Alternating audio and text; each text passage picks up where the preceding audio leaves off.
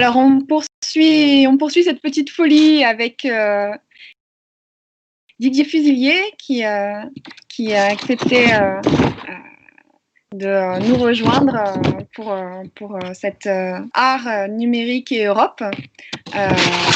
Monsieur Fusilier qui a été notamment à l'initiative des microfolies, du projet des microfolies au niveau national et international. Donc, je vous donne la parole, Monsieur Fusilier. Bonjour, bonjour Jessica, bonjour. Un plaisir de rejoindre ce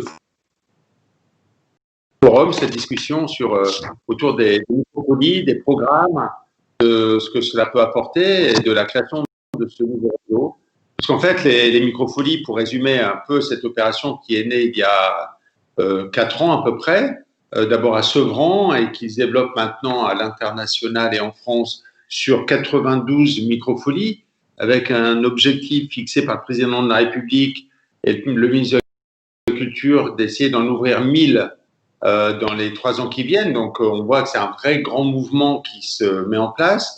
Notre envie est de créer un réseau, en fait, un réseau de microfolies qui peuvent dialoguer entre elles, ce qui se fait aujourd'hui, d'ailleurs, magnifiquement, autour de Blois,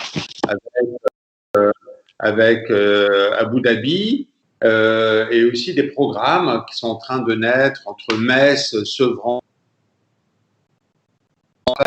Donc, en fait, des villes qui ne se parlent pas, des artistes qui ne se connaissent pas, des professeurs qui n'étaient pas en contact les uns les autres et qui peuvent, grâce aux microfolies, échanger des programmes, des initiatives au niveau des sciences, au niveau des collections numériques de tableaux de grands musées ou de collections régionales, puisqu'on commence à développer également des collections régionales pour présenter les monuments, mais aussi les œuvres qui sont dans ces régions.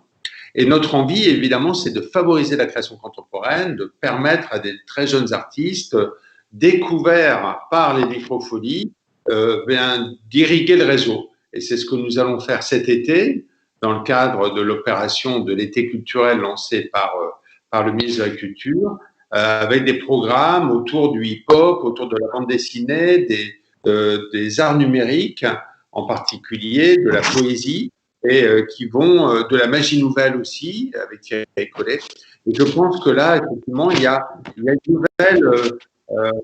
nouvelle possibilité de concevoir la culture, de l'appréhender, en faisant découvrir des grands chefs-d'œuvre des plus grands musées, en fait, en bas de chez soi, parce qu'il suffit de descendre de là où l'on habite quand on est dans des quartiers et de découvrir effectivement ces trésors, mais aussi de développer ses propres programmes, notamment avec le Fab Lab, de venir également écouter des concerts.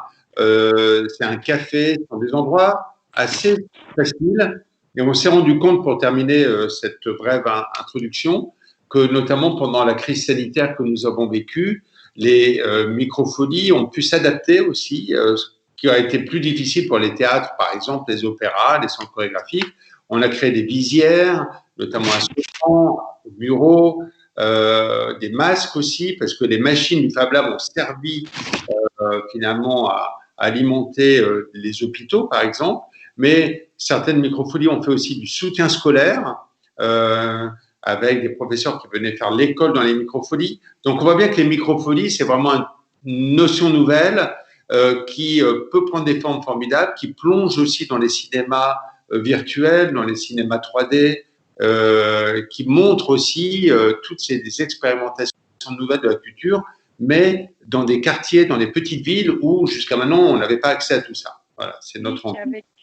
Avec la nouvelle collection, enfin avec la collection aussi qui a été révélée l'année dernière sur les résidences royales européennes, par exemple, ça donne aussi un formidable outil de médiation qui ouvre les frontières également. Voilà, alors ça dit depuis Blois, Jessica, on a un des plus beaux châteaux du monde, ça prouve sa valeur. Voilà, dans les liens et les possibilités croisées, en tout cas, c'est sûr qu'il y a de quoi faire avec avec le musée numérique et tout ce que peut nous offrir aussi Internet. Eh bien, merci beaucoup, Monsieur Fusilier, de cette intervention.